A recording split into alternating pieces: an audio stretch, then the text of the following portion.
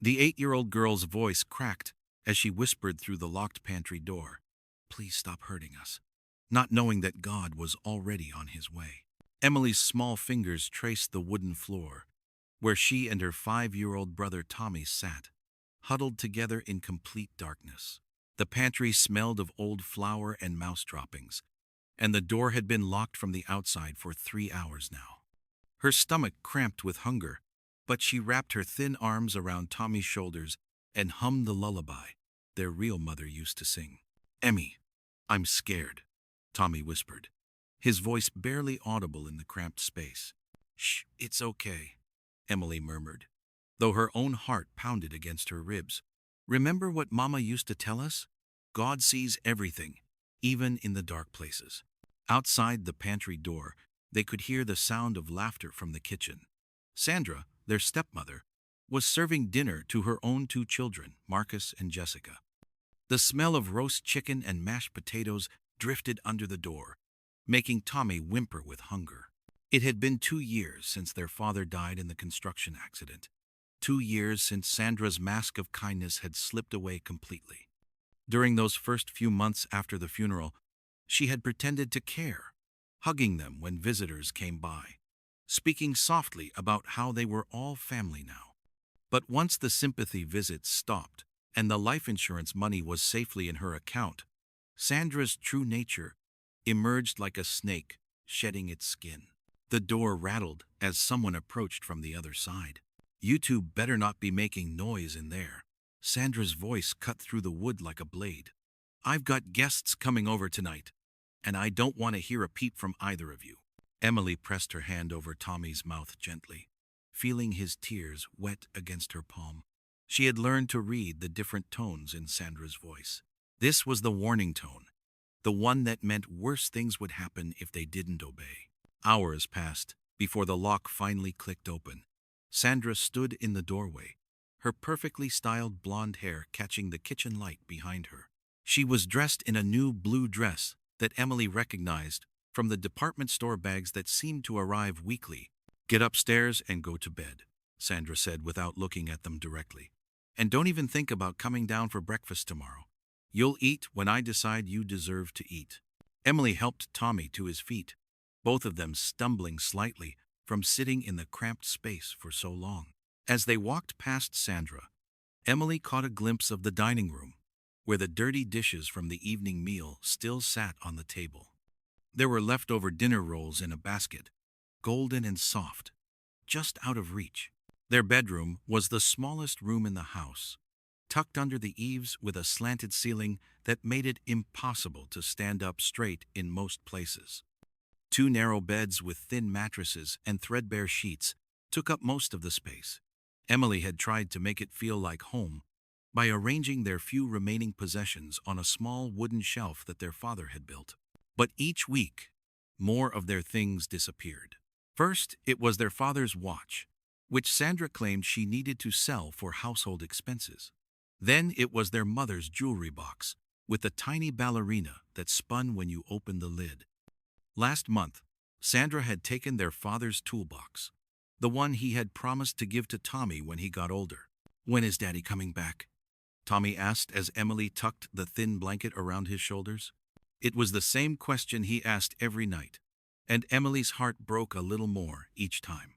At 5 years old, Tommy still didn't fully understand that death was permanent. Sometimes Emily wished she could forget too, could pretend that their father might walk through the front door at any moment with his lunch pail and his tired smile. "Daddy's in heaven with Mama now," Emily said gently, sitting on the edge of his bed. "But remember what he used to say? He said that even when we can't see him, he's still watching over us." "But I want him to come back and take us home," Tommy said, his lower lip trembling. Emily looked around their tiny room with its peeling wallpaper and single small window.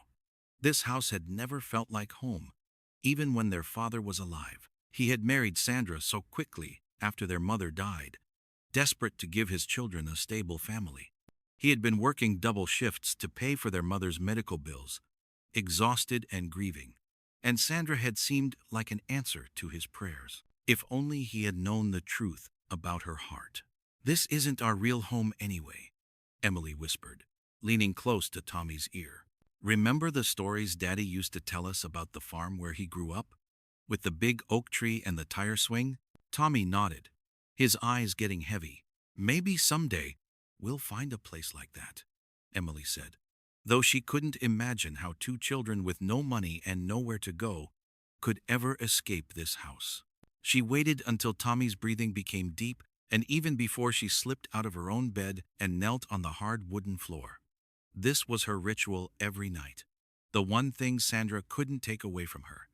She folded her hands together the way her mother had taught her, and closed her eyes. "Dear God," she whispered, "please help us. I know Tommy doesn't understand why everything is so hard now, but I'm trying to take care of him. I'm trying to be brave like Mama would want me to be. But I'm scared too, and I don't know what to do." She paused, listening to the sounds of the house settling around them. Downstairs, she could hear Sandra's television playing some late-night movie. "Please don't let her hurt Tommy," Emily continued. "He's still so little, and he misses Daddy so much. If something bad has to happen, let it happen to me instead. And God, if you're really listening, please send someone to help us. I don't know how much longer I can pretend everything is going to be okay." The next morning arrived gray and cold, with November rain beating against the small window. Emily woke to the sound of Sandra's voice downstairs, talking on the phone in the sharp, businesslike tone she used when she wanted something. "I don't care what the paperwork says," Sandra was saying. "Those children are my responsibility now, and I'll handle their affairs as I see fit." Emily crept to the top of the stairs, motioning for Tommy to stay quiet. Through the banister rails, she could see Sandra pacing in the kitchen, with the cordless phone pressed to her ear. "Listen, Mr. Henderson, I've been taking care of these kids for 2 years with no help from anyone. If there are any assets or accounts in their father's name that haven't been settled, I have every right to access them. I'm their legal guardian." Emily's stomach twisted. She didn't understand all the words, but she recognized the hungry tone in Sandra's voice. It was the same tone she used when she talked about the life insurance money, or when she went through their father's personal belongings looking for things to sell. "Fine," Sandra snapped into the phone, "but I want a complete accounting of everything.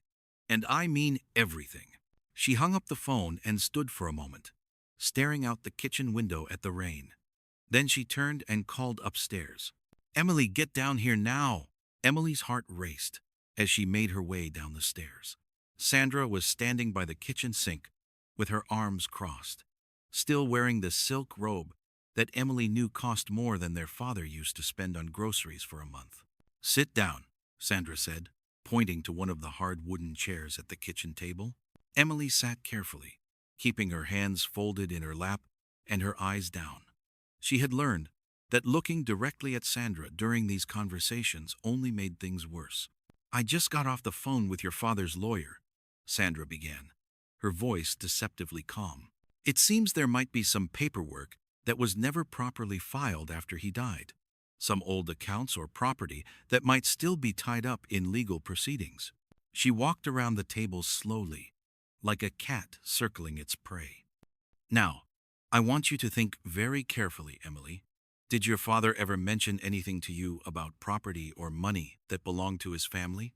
Maybe something about his parents or grandparents?"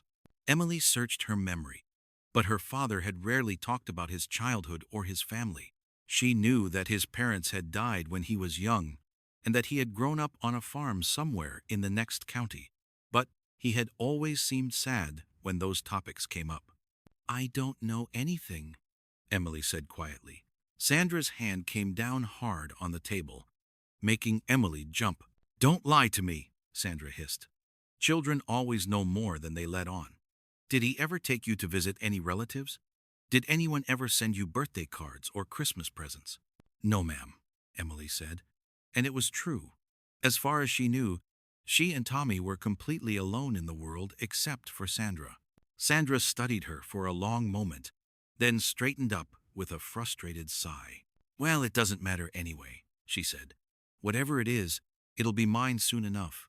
I'm their legal guardian, after all." She turned to leave, then paused at the kitchen doorway. You and your brother can have one piece of toast each for breakfast. Then I want you to clean the bathroom upstairs and vacuum the living room. And Emily, if I find out you've been hiding anything from me, you'll be very sorry.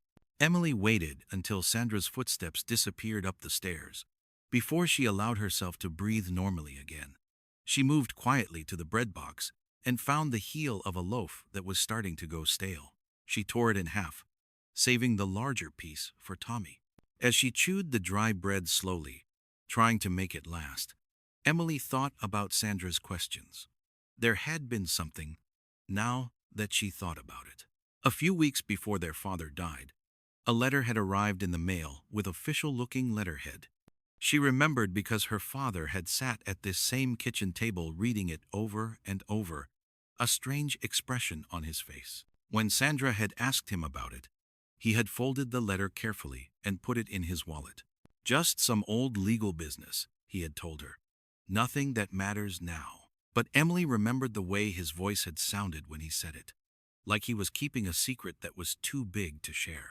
That afternoon, while Sandra was out shopping with Marcus and Jessica, Emily found herself alone in the house with Tommy. This was rare, as Sandra usually took them everywhere to make sure they didn't get into trouble while she was gone. But Tommy had been coughing all morning, and Sandra didn't want him getting her own children sick. Emily seized the opportunity to search through the house, looking for any trace of that letter or anything else that might explain Sandra's sudden interest in legal paperwork. She started in the kitchen, carefully going through drawers and cabinets, being sure to put everything back exactly where she found it. In the bottom drawer of the desk in the living room, she found a manila folder labeled David's Papers. Her father's name was David. Emily opened the folder with trembling hands, not sure what she was looking for, but knowing she had to look. Most of the papers were documents she didn't understand, insurance policies and tax forms and bank statements. But at the very bottom of the pile, she found something that made her heart stop.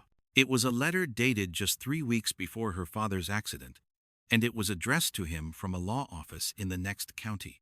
Emily's reading wasn't perfect yet, but she could make out enough of the words to understand that it was about a property that had belonged to her great-grandmother, a woman named Eleanor Hayes, who had died recently at the age of 96.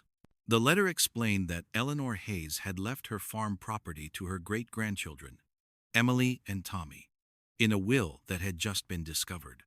The property included a house, 30 acres of land, and what the letter called additional assets that would be held in trust until the children came of age. Emily read the letter 3 times before the meaning fully sank in. She and Tommy owned a farm.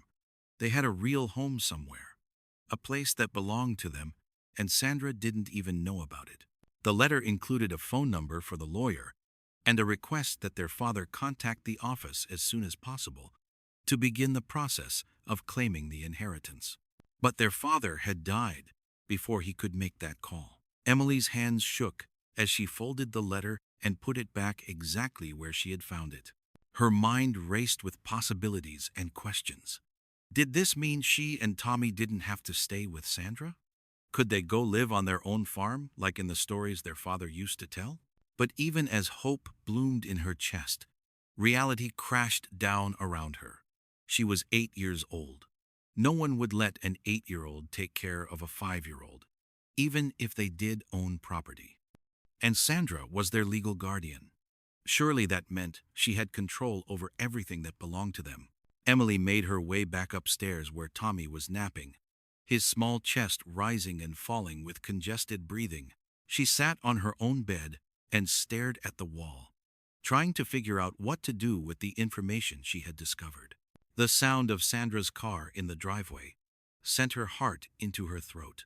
Emily quickly lay down on her bed and pretended to be reading one of her few remaining books, a collection of fairy tales that had belonged to her mother. "Emily!" Sandra's voice echoed up the stairs. "Get down here and help with these groceries." Emily spent the rest of the afternoon helping Sandra put away food that she and Tommy wouldn't be allowed to eat. Listening to Marcus and Jessica, complain about being tired from their shopping trip, while she and Tommy had nothing to do but sit in their room and try to stay out of trouble. That evening, Sandra was in an unusually good mood. She had bought herself a new coat and had spent the afternoon getting her hair done. She served her own children a dinner of fried chicken and biscuits, while Emily and Tommy shared a can of soup and a sleeve of saltine crackers in the kitchen. "I've been thinking about making some changes around here," Sandra announced to Marcus and Jessica as they ate. "Maybe it's time to look into private school for you two.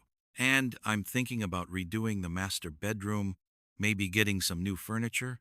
Emily listened from the kitchen, her stomach growling as the smell of fried chicken filled the house. She thought about the letter hidden in the desk drawer and wondered if Sandra's sudden plans for expensive changes had anything to do with the phone call from the lawyer that morning. Later that night, after Sandra had tucked Marcus and Jessica into their beds with stories and goodnight kisses that Emily could only dream of, Emily knelt on the floor next to Tommy's bed for her nightly prayers. But tonight, her prayer was different. "Dear God," she whispered, "I found something today. I think maybe you're already starting to answer my prayers, but I don't know what to do about it. I'm just a little girl, and I don't understand all the grown-up things about lawyers and papers and money." She paused, listening to Tommy's steady breathing and the sound of Sandra's television downstairs. "But if there really is a place that belongs to us, a home where we could be safe and happy, please show me what to do. Please send someone to help us, because I can't figure this out by myself." The next few days passed in a strange state of tension. Sandra seemed distracted and excited about something, spending hours on the phone with people whose names Emily didn't recognize. Meanwhile, Emily found herself watching Sandra more carefully than ever, trying to understand what was happening and what it might mean for her and Tommy. On Thursday morning, Emily woke to the sound of Sandra's voice, raised in anger downstairs. She was on the phone again, but this time she sounded frustrated rather than excited. "What do you mean there are complications?" Sandra was saying. "I'm their legal guardian. That should be enough to handle any estate matters." Emily crept to the top of the stairs to listen. "Well, then get me a meeting with this other lawyer," Sandra snapped. "I don't care what it costs. Those children are my responsibility, and any property or assets that belong to them are my responsibility too." There was a long pause. Then Sandra's voice got very quiet and dangerous. "Listen to me very carefully," she said. "I have been taking care of those children for 2 years with no help from anyone. I've fed them and clothed them and given them a roof over their heads. If there's money or property that was meant to support them, then I deserve compensation for everything I've already done." Emily felt a chill run down her spine. Sandra wasn't trying to help them. She was trying to take whatever belonged to them, just like she had taken everything else. The phone call ended with Sandra slamming down the receiver. Emily heard her pacing around the kitchen, muttering to herself in words Emily couldn't quite make out. A few minutes later, Sandra called upstairs. "Emily, Tommy, get down here right now." Emily helped Tommy get dressed quickly, both of them moving with the nervous energy that came from knowing Sandra was in one of her dangerous moods. They found her standing in the living room, still in her bathrobe, with her hair disheveled and her makeup smeared. She looked like she hadn't slept. "Sit down," she ordered, pointing to the couch. Emily and Tommy sat close together, Tommy instinctively reaching for Emily's hand. "I've been very patient with you two," Sandra began, her voice artificially calm. "I took you in when you had nowhere else to go. I've provided for you, given you a home, treated you like my own children." Emily bit her tongue to keep from saying what she was thinking. Sandra had never treated them like her own children. Marcus and Jessica had warm beds and full stomachs and new clothes for school. Emily and Tommy had second-hand everything and went to bed hungry more nights than not.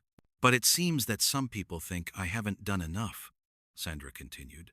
"Some people think that you two are entitled to things that I should have been told about from the beginning."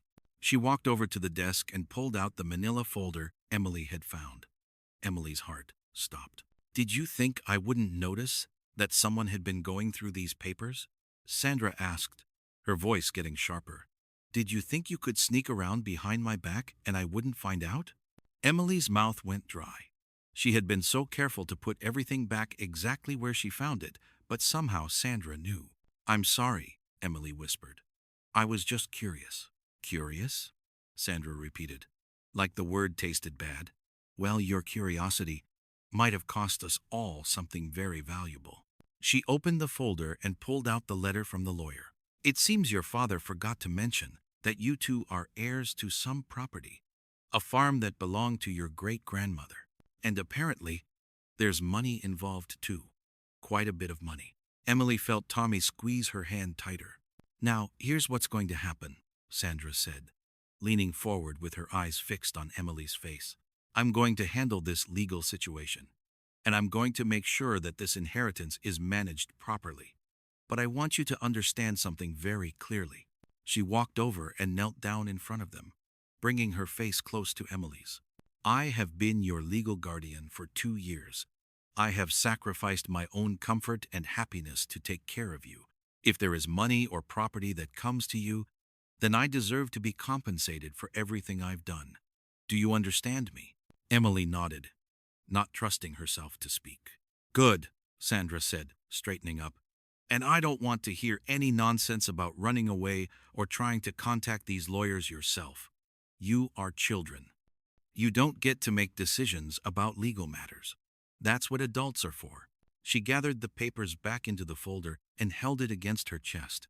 In fact, I think it might be better if you two spent some time thinking about how grateful you should be for everything I've done for you. Emily, take your brother upstairs and stay there until I tell you to come down.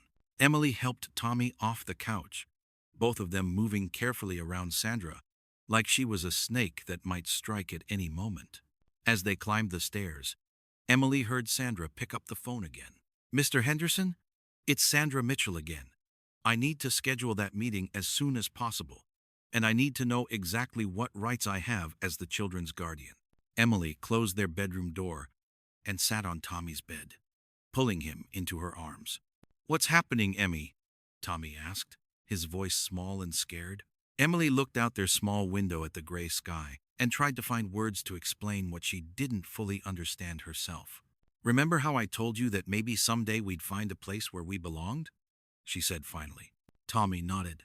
Well, maybe we already have a place like that. Maybe Daddy's family left us a home, and we just didn't know about it. Can we go there? Tommy asked, his eyes getting bright with hope. Emily's heart broke a little at the trust in his voice. I don't know, baby, she said. There are a lot of grown-up things that have to happen first. But Tommy, no matter what happens, I want you to remember something. She took his small face in her hands and looked into his eyes. We belong together, you and me. And no matter how scary things get, I'm never going to let anyone separate us. Do you believe me? Tommy nodded solemnly. And I need you to remember that God loves us, even when it doesn't feel like it. Even when everything seems dark and scary, He's still watching over us. Okay? Okay, Tommy whispered.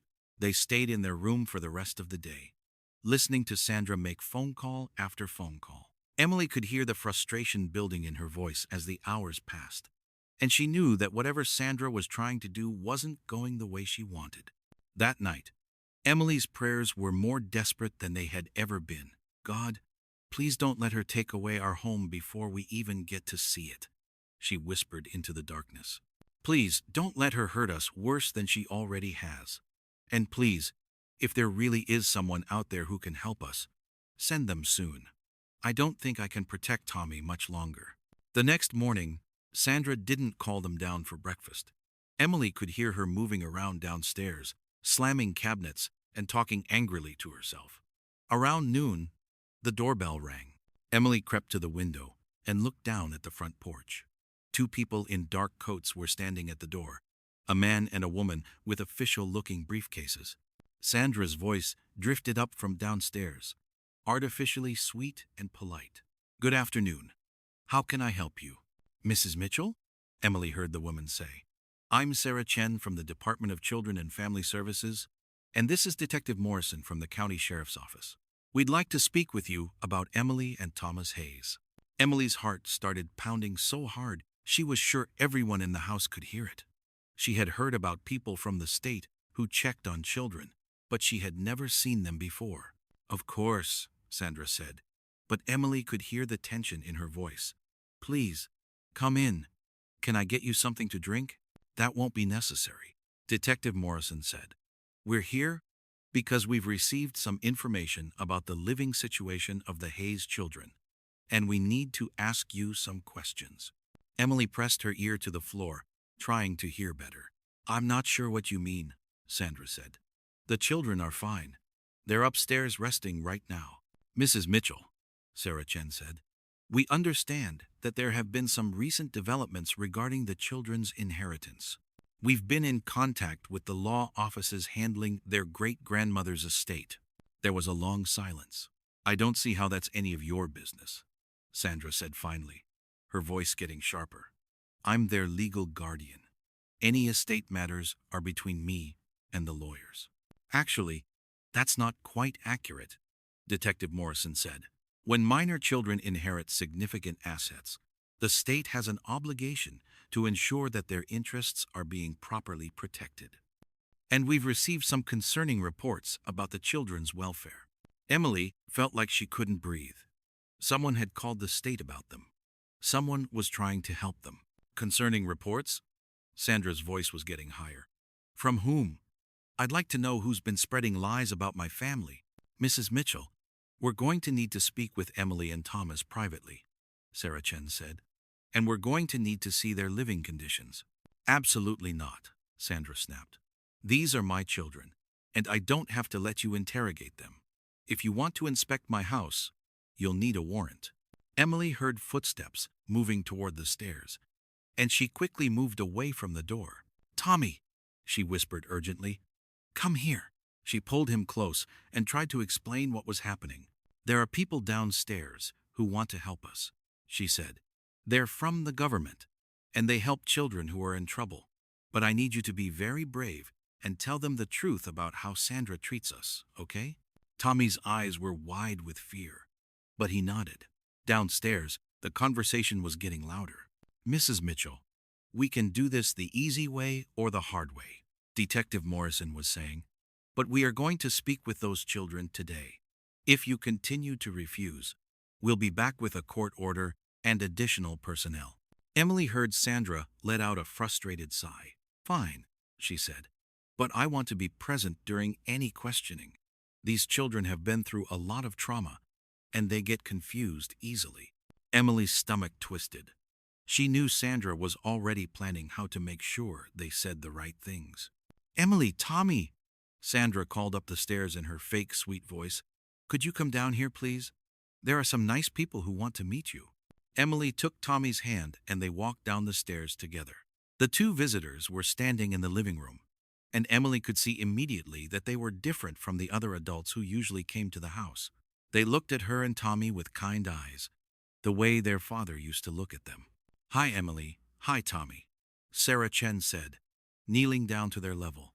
My name is Sarah, and this is Detective Morrison. We work for the county, and our job is to make sure children are safe and happy. Can we sit down and talk for a few minutes? Emily glanced at Sandra, who was standing behind the visitors with a warning look in her eyes. Of course they can talk to you, Sandra said quickly. My children are very well behaved. Emily, why don't you tell these nice people how happy you are living here? Emily felt Tommy move closer to her side. This was the moment she had been praying for, the moment when someone finally came to help them. But she was terrified of what Sandra would do if she told the truth. Sarah Chen seemed to sense her hesitation. Emily, I know this might feel scary, she said gently, but I want you to know that it's okay to tell us anything that's on your mind. We're here to help you and Tommy, not to get you in trouble. Emily looked at Tommy, who was staring at her with complete trust, waiting for her to decide what to do. She thought about all the nights they had gone to bed hungry, all the times Sandra had locked them in the pantry or made them clean the house while Marcus and Jessica played. She thought about their father's letter hidden in the desk drawer and Sandra's plans to take everything that belonged to them. And she thought about her prayer from the night before, begging God to send someone to help them. "Ma'am," Emily said quietly, looking at Sarah Chen, "can I ask you something?" "Of course, sweetie. Are you here because of the farm?"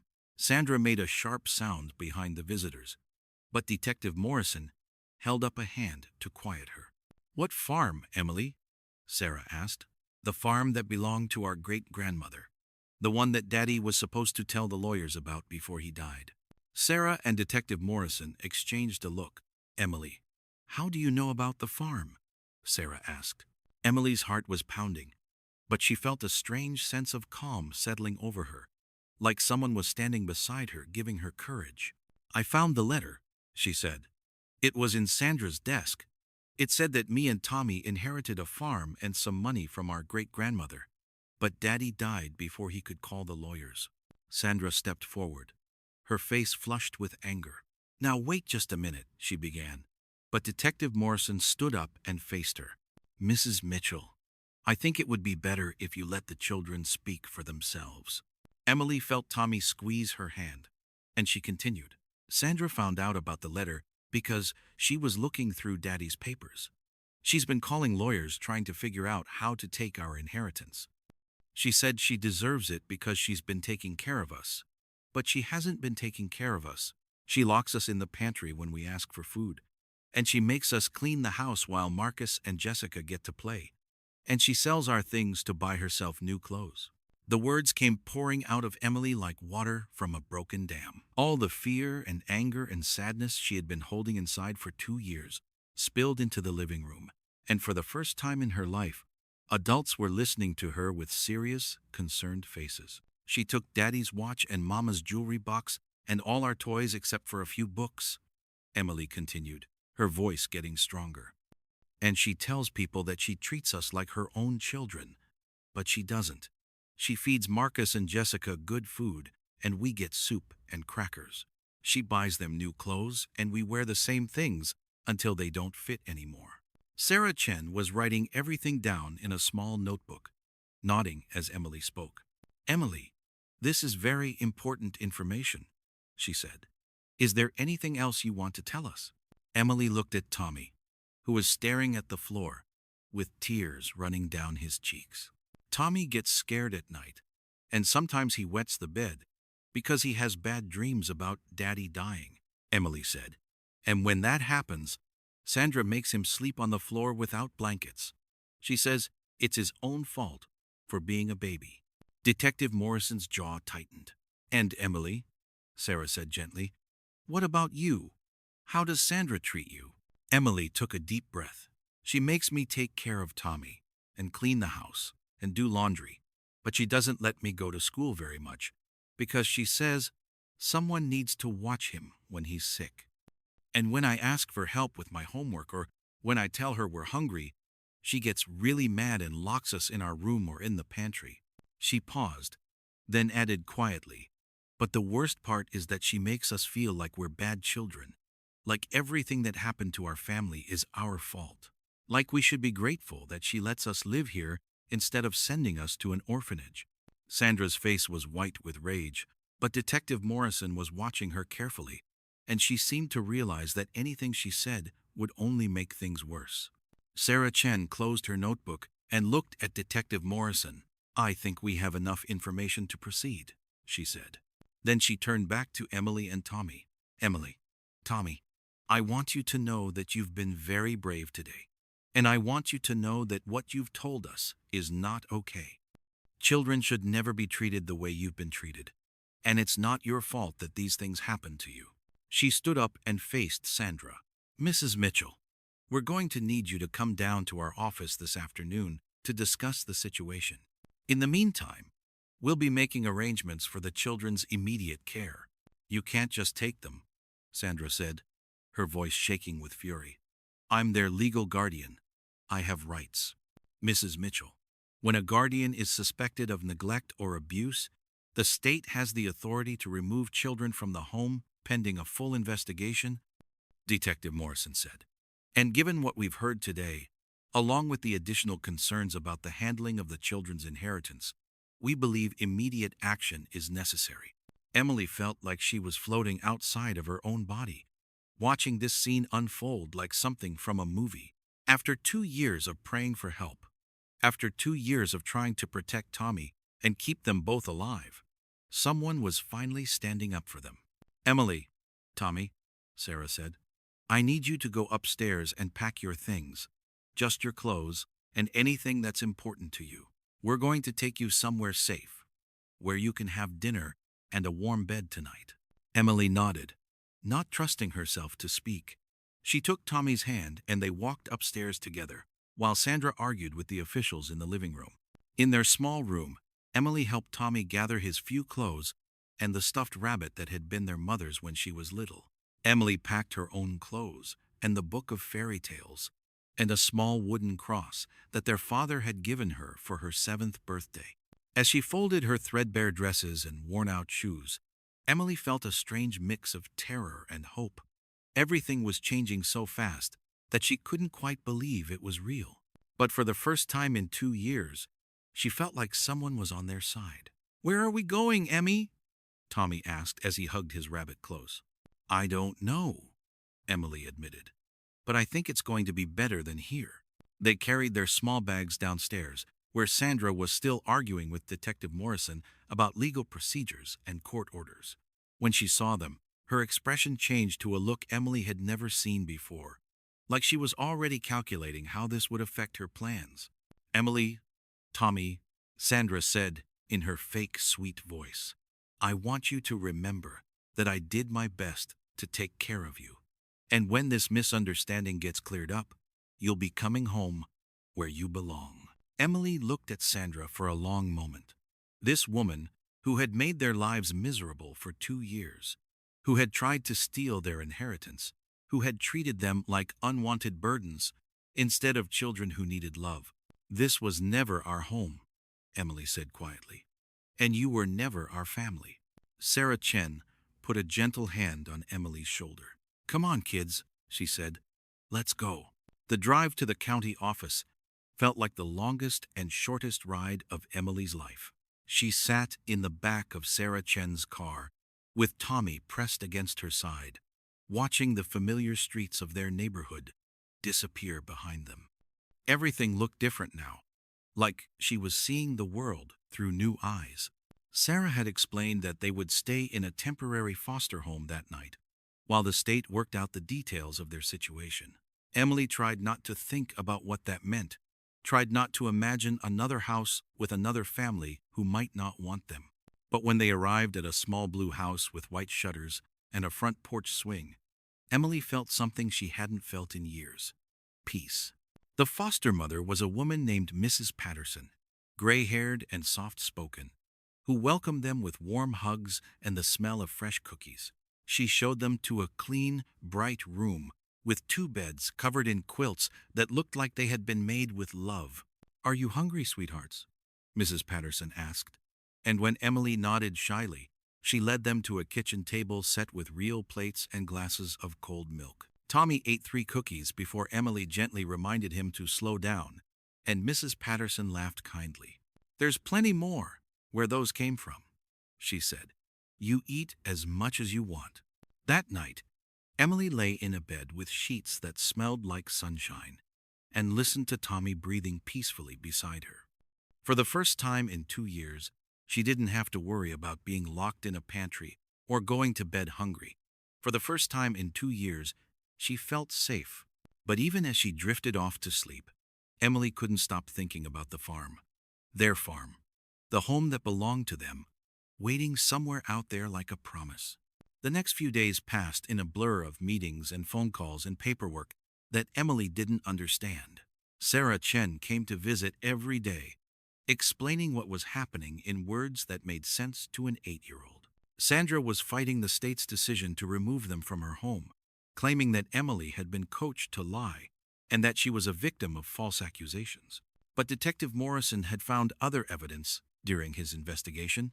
Neighbors who had noticed that Emily and Tommy never seemed to have winter coats or proper shoes, teachers who had documented Emily's frequent absences from school. More importantly, the lawyers handling their great-grandmother's estate had confirmed that Sandra had been trying to claim guardianship rights over the inheritance without proper legal authority.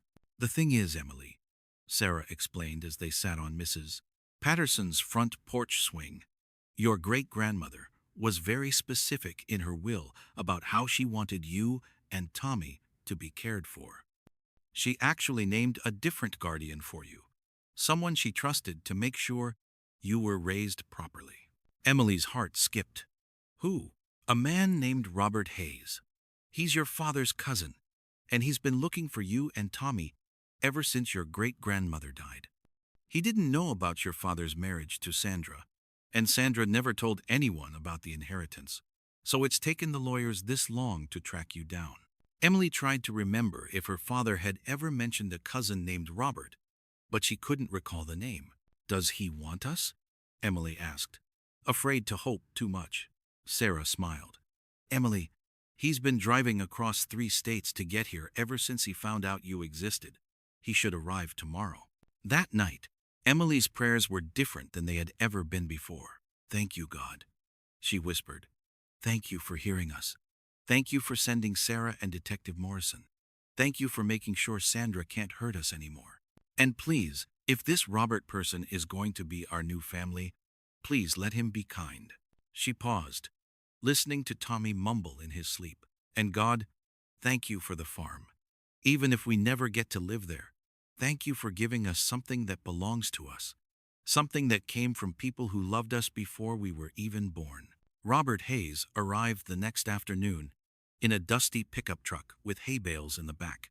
Emily watched from the living room window as he climbed out and stood for a moment, staring at the house like he couldn't quite believe he was really there. He was a tall man with graying hair and gentle hands that looked like they knew how to fix things. He wore work clothes and boots that had seen years of honest labor, and when Mrs. Patterson introduced him to Emily and Tommy, his eyes filled with tears. "Lord have mercy," he said quietly, kneeling down to their level. "You look just like your daddy did when he was little. And you, Tommy, you've got your great-grandmother's eyes." Emily studied his face, looking for signs of kindness or cruelty, trying to read his heart the way she had learned to read Sandra's moods. "Are you really our family?" Tommy asked, his small voice barely above a whisper. Robert's smile was like sunshine breaking through clouds. "I sure am, little man. I'm your daddy's cousin, which makes me your cousin too, and I've been looking for you two for months." He reached into his jacket pocket and pulled out a photograph, old and faded but carefully preserved. "This is a picture of your daddy and me when we were boys, playing by the creek on your great-grandmother's farm. See? He couldn't have been much older than you are now, Emily." Emily took the photograph with trembling hands. The boy in the picture looked exactly like Tommy, and standing next to him was a younger version of Robert, both of them grinning at the camera with fishing poles in their hands. "Your great-grandmother Eleanor kept this picture on her mantelpiece until the day she died," Robert continued. "She used to tell me stories about your daddy, about how smart he was and how much he loved to read. She always regretted that they lost touch after your grandparents died." "Did she know about us?" Emily asked. Robert nodded. "She found out about you two just before she got sick. She hired a private investigator to track down your daddy, but by the time they found him, it was too late. He had already passed away." His voice got quiet and sad. "She spent her last few months worrying about what had happened to you, making sure her will was written just right, so that you'd inherit the farm and have a safe place to grow up. She made me promise that if anything ever happened to her, I'd find you and take care of you the way family should take care of family." Emily felt tears running down her cheeks, but for the first time in years, they were tears of relief rather than sadness. "So we really do have a farm?" Tommy asked, his eyes wide with wonder. Robert laughed, a warm sound that filled the room with joy. "You sure do, buddy. 30 acres of the prettiest land in the county, with a creek running right through the middle of it, and an old oak tree that's perfect for a tire swing. The house needs some work, but it's got good bones and a big kitchen where your great-grandmother used to make the best apple pie in 3 counties. He looked at Emily seriously. The thing is, kids, it's your farm. The land belongs to you. And the money your great-grandmother left is in a trust fund that will pay for your education and anything else you need. I'm not trying to take anything away from you. I just want to be your family, if you'll have me. Emily looked at Tommy, who was clutching his stuffed rabbit and staring at Robert with the same expression he used to have when their father came home from work. Would we live on the farm with you? Emily asked. If that's what you want, Robert said. I've got a small house about a mile down the road where I've been living since your great-grandmother got sick. I've been taking care of her animals and keeping an eye on the property. But the big house, that's yours. We could fix it up together, make it into a real home. Emily thought about Sandra's house with its locked pantries and cold silences. And then she tried to imagine a house with a big kitchen and an oak tree with a tire swing. Mr. Hayes, she said carefully, if we came to live with you, would you let us go to school? And would you make sure Tommy gets enough to eat? Robert's expression grew serious and sad, like he was beginning to understand what their life with Sandra had been like. Emily, honey, if you come live with me, you'll go to school every single day unless you're sick. And nobody will ever go hungry in my house. I promise you that. You'll have your own rooms and clothes that fit and all the books you want to read. He paused, then added gently, and if you want to call me Uncle Robert, I'd be honored. But if you just want to call me Robert for now, that's okay too. We'll figure everything out as we go. Tommy looked at Emily with the trust he had always placed in her decisions. What do you think, Emmy? Emily closed her eyes for a moment and thought about all the prayers she had whispered in the darkness of their tiny room. She thought about the night she had begged God to send someone to help them, and how he had sent Sarah Chen and Detective Morrison and now Uncle Robert. She thought about their father's stories of growing up on a farm, and their mother's gentle voice singing lullabies, and their great-grandmother Eleanor, who had loved them before she ever met them. I think, Emily said slowly, that God has been listening to our prayers all along. I think he was just waiting for the right time to answer them. She opened her eyes and looked at Uncle Robert. We'd like to come home with you, she said, to our farm. The legal process took another 2 weeks, but finally the day came when Uncle Robert loaded their few possessions into his pickup truck and drove them out of the city toward their new life. Emily had never seen so much open space, rolling hills covered with golden grass and trees that seemed to stretch on forever. Uncle Robert pointed out landmarks as they drove, telling them stories about their father's childhood and their great-grandmother's life on the farm. There's the creek where your daddy and I used to catch crawfish, he said, pointing to a glittering ribbon of water that wound through a meadow, and that's the hill where we used to go sledding when it snowed. Finally, they turned down a gravel driveway lined with maple trees, and Emily saw it, their house. It was a 2-story farmhouse with a wraparound porch and windows that caught the afternoon sunlight like jewels. The paint was peeling, and some of the shutters hung crooked, but it was the most beautiful house Emily had ever seen. And there, in the front yard, stood the oak tree Uncle Robert had promised, its massive trunk perfect for climbing, and its sturdy branches just right for a tire swing. Welcome home, Uncle Robert said as he turned off the truck.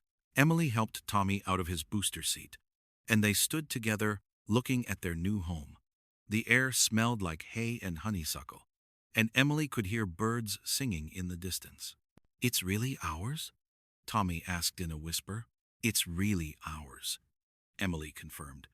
And for the first time since their father died, she felt like she could breathe properly. Over the next few months, they settled into a rhythm of life that Emily had only dreamed about. Uncle Robert enrolled them in the local school, where Emily discovered she was far behind in some subjects because of all the days Sandra had kept her home. But her new teacher, Mrs. Williams, worked with her patiently, and soon Emily was catching up. Tommy blossomed like a flower that had finally found sunshine. He made friends with the other kindergartners, and his nightmares gradually faded away. Uncle Robert taught him how to feed the chickens and collect eggs, and Tommy took pride in his small responsibilities around the farm. They spent their evenings in the big kitchen, doing homework at the same table where their great-grandmother had once made her famous apple pies. Uncle Robert wasn't much of a cook, but he tried his best, and Emily found that she enjoyed helping him prepare simple meals that they ate together like a real family. On Sundays, they attended the small country church, where their great-grandmother had worshipped for 50 years. The congregation welcomed them with open arms, and Emily felt surrounded by the love of people who had known and cared about their family for generations. Slowly, they began to restore the old farmhouse. Uncle Robert taught Emily and Tommy how to paint walls and plant gardens, how to fix squeaky hinges and patch holes in screens. Every room they finished felt like a small victory, another step toward making the house truly theirs. The tire swing went up on a warm Saturday in October, and Emily pushed Tommy until they were both laughing so hard they could barely breathe. Later, as they sat on the front porch eating the cookies that Uncle Robert had attempted to make, Emily realized that she hadn't thought about Sandra or the old house in weeks. "Uncle Robert," she said as the sun began to set over their fields, "do you think great-grandmother Eleanor can see us now?" Uncle Robert considered the question seriously, the way he always did when Emily asked him something important. "I believe she can, honey," he said finally. "And I believe she's very proud of how brave you've been, how well you've taken care of Tommy, and how hard you're working to make this place into a real home." Emily nodded, satisfied with that answer. That night, as she tucked Tommy into his own bed in his own room, Emily marveled at how different their prayers had become. Instead of begging for help or protection, they now gave thanks for the abundance in their lives. Thanks for Uncle Robert's patient kindness, for their school friends, for the chickens that provided fresh eggs every morning, for the creek where they could wade on hot afternoons. "God," Emily whispered, as she knelt beside her own bed in her own room, "thank you for answering our prayers. Thank you for bringing us home. And thank you for teaching me that even when everything seems hopeless, you're still listening. You're still working. You're still preparing something beautiful for us, even when we can't see it yet." She climbed into bed and pulled the quilt up to her chin. A quilt that Uncle Robert said their great-grandmother had made with her own hands. Outside her window, she could hear the gentle sounds of their farm settling into nighttime. Crickets chirping in the grass, the soft lowing of Uncle Robert's cows in the pasture, the whisper of wind through the oak tree where Tommy's swing hung, waiting for tomorrow's adventures. Emily closed her eyes and smiled, finally understanding that home wasn't just a place you lived. Home was where you were loved, where you belonged, where you could grow and dream and become the person God meant you to be. She was home. As winter turned to spring and spring to summer, Emily and Tommy continued to thrive in their new life. The legal proceedings against Sandra had concluded with her losing all guardianship rights and facing charges for financial fraud related to her attempts to claim their inheritance. But Emily rarely thought about any of that anymore. The past was the past, and the future stretched before them bright with possibility. On Emily's 9th birthday, Uncle Robert surprised them by inviting the entire church congregation for a celebration in their front yard. Mrs. Williams came with her family, along with all of Emily's new school friends and their parents. There was a long table covered with food that everyone had brought to share, and children running through the grass playing games while the adults sat in lawn chairs and talked. But the best gift of all came at the end of the evening, when Uncle Robert presented Emily with a small wooden box that had belonged to their great-grandmother. "She left this specifically for you," he explained, as Emily opened it carefully. "She wanted you to have it when you were old enough to understand what it meant." Inside the box was a collection of letters tied with a faded blue ribbon and a small silver locket on a delicate chain. "Those are letters that your daddy wrote to your great-grandmother when he was a young man," Uncle Robert said. "He sent them from the city after he moved away to start his career. And the locket was her mother's, and her mother's before that. She wanted it to stay in the family." Emily lifted the locket with trembling fingers and opened it to find two tiny photographs inside. One was of a young woman with kind eyes and a gentle smile, and the other was of a man in a military uniform. "Those are your great-great-grandparents," Uncle Robert explained. "They were the ones who first bought this land and built this house. Every generation of your family has lived here and loved here, and raised their children to understand that home is about more than just a place to sleep. It's about belonging to something bigger than yourself." Emily fastened the locket around her neck and felt the weight of it against her heart. A tangible connection to all the family members she had never known, but who had loved her anyway. That night, after all the guests had gone home and Tommy had fallen asleep surrounded by his new birthday gifts, Emily sat on the front porch swing with Uncle Robert and read some of her father's letters by the light of the porch lamp. In them, she discovered a side of her father she had never known. He wrote about his dreams of becoming an engineer, about the girl he had met and fallen in love with who would become Emily's mother, about his hopes for the future, and his gratitude for the solid foundation his grandmother had given him. "She saved every letter," Uncle Robert said softly. "Even when years went by without hearing from him, she never gave up hope that someday he'd come home." Emily folded the letters carefully and returned them to their box. "I wish he could have brought us here when Mama got sick," she said. "I think he would have liked to come home." Uncle Robert nodded. "I think you're right. But Emily, honey, I want you to understand something. Your daddy did the best he could with the knowledge he had at the time. He thought he was protecting you and Tommy by staying in the city where there were doctors and hospitals for your mama. He didn't know that Eleanor had changed her will to include you kids. He didn't know that Sandra wasn't the kind of person he thought she was."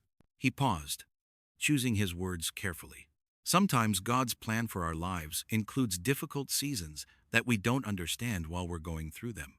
But that doesn't mean he's forgotten about us or stopped caring about us. Sometimes he's working in ways we can't see, preparing something better than we could have imagined." Emily thought about all the nights she had prayed in Sandra's house, all the times she had wondered if God was really listening to the cries of two lonely children.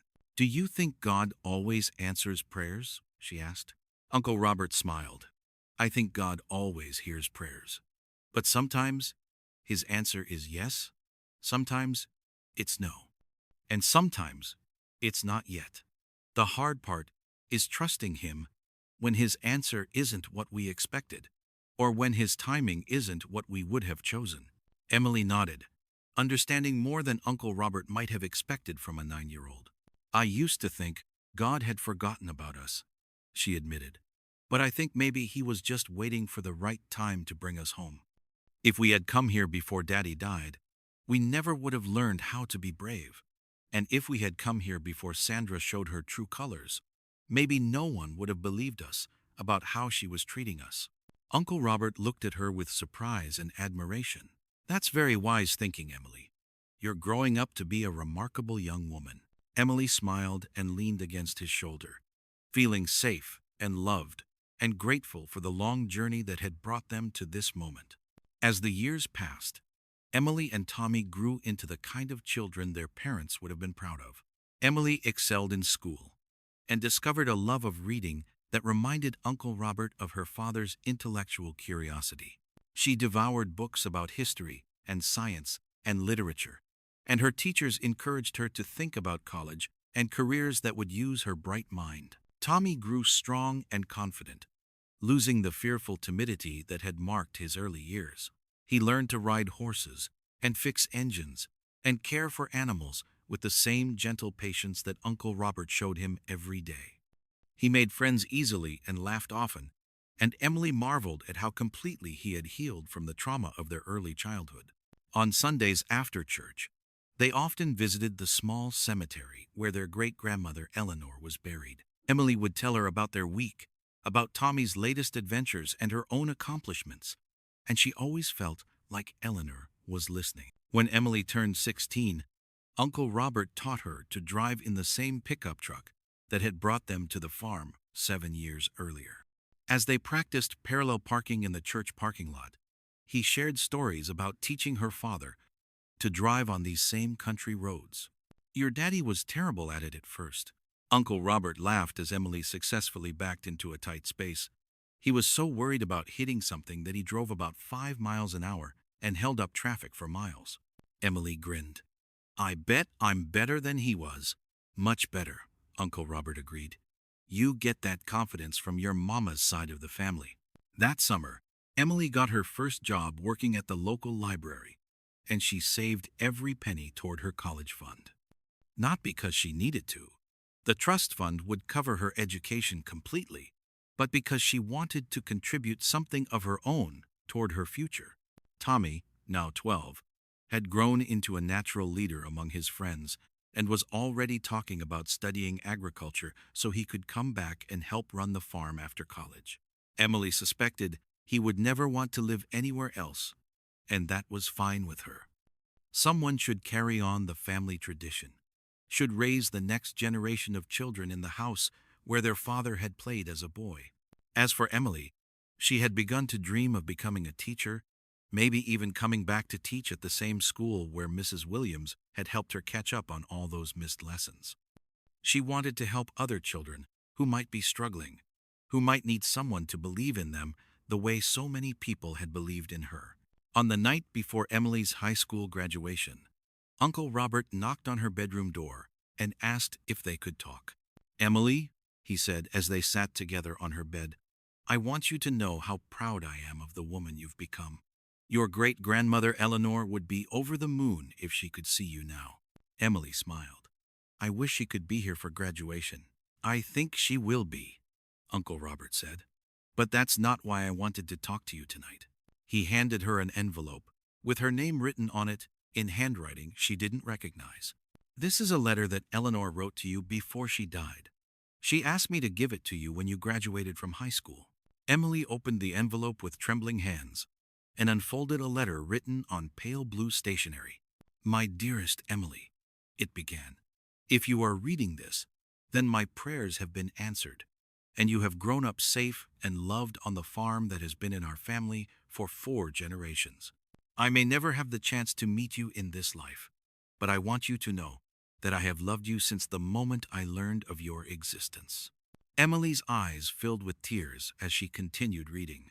I have spent my final months making sure that you and Tommy will have everything you need to build good lives. But more than the land or the money or the house, I wanted to give you something that no one can ever take away from you. The knowledge that you belong to a family that has always valued faith, hard work, kindness, and love. The letter went on to share stories about their father's childhood, about the values their great-great-grandparents had instilled in each generation, about the importance of using their blessings to help others.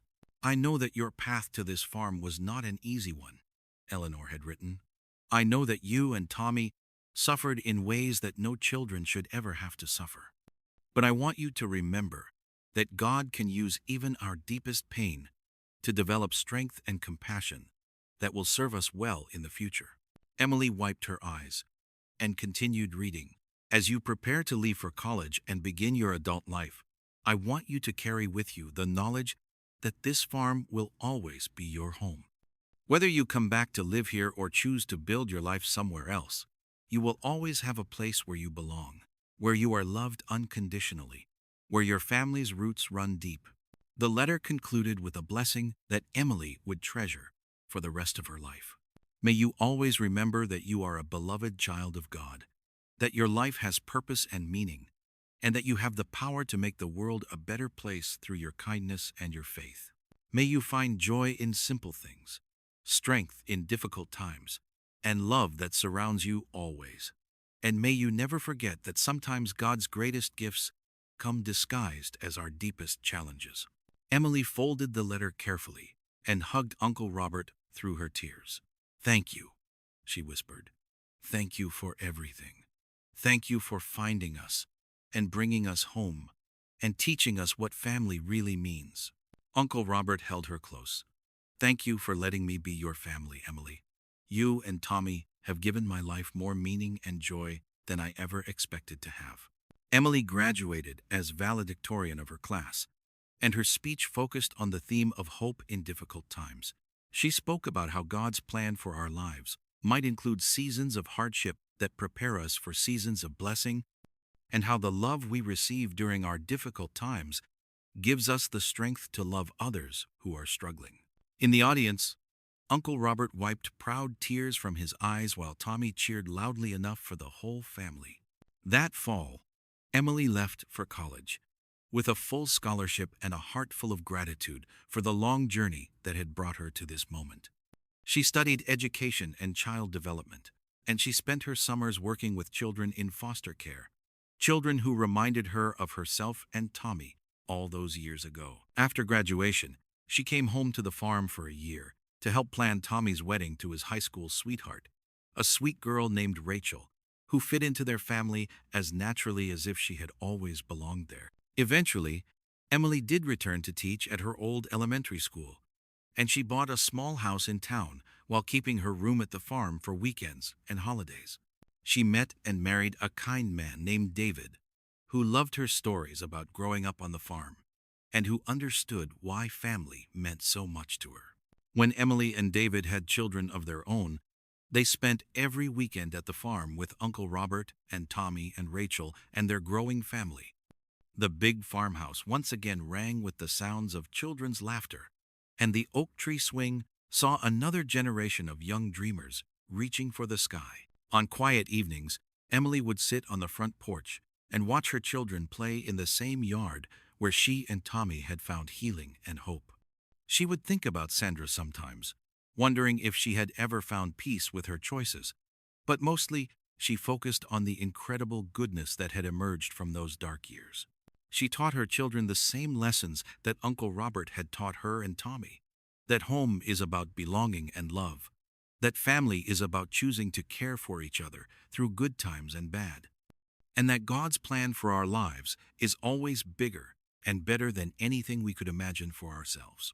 And on summer nights, when the fireflies danced in the meadow and the creek sang its ancient song, Emily would tell her children stories about their great-great-great-grandmother Eleanor, who had loved them before they were born and had made sure they would always have a place to call home. God sees everything, Emily would tell them, repeating the same words she had whispered to Tommy in Sandra's dark pantry all those years ago. Even in the dark places, even when we think no one cares, God sees everything, and He's always working to bring us home.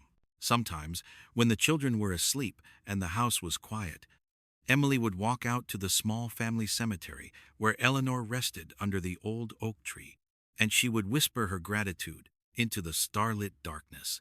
"Thank you," she would say. "Thank you for never giving up on us. Thank you for making sure we found our way home." And in the gentle night breeze that rustled through the leaves of the oak tree, Emily always felt like Eleanor was whispering back, "You were always meant to be here, dear one. You were always meant to be home."